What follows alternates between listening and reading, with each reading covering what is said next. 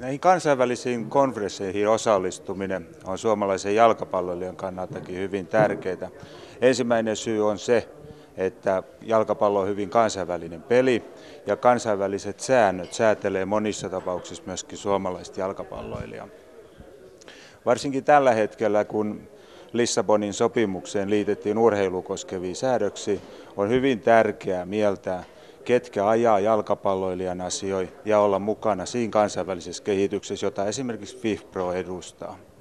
Samanaikaisesti uudet agenttisäännöt, joita valmistellaan, vaikuttaa hyvin monella tavalla suomalaisen jalkapalloilijan asemaan.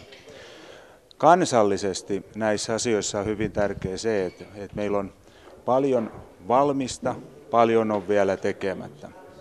Suurimpana haasteena tulevaisuudessa nähdään se, että me saadaan vakiosopimukset ulottumaan kaikkia pelaajia koskeviksi, ainakin kakkosdivisioonaan asti miehissä ja toisaalta naisissa ainakin sinne ykköseen asti.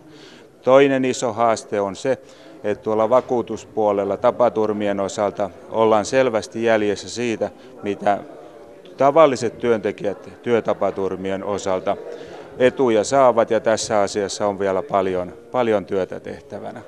Joten näillä viitesanoilla toivon, että saadaan suomalaisen jalkapalloilijan asiaa eteenpäin myös näissä kansainvälisissä konferensseissa. Kiitos.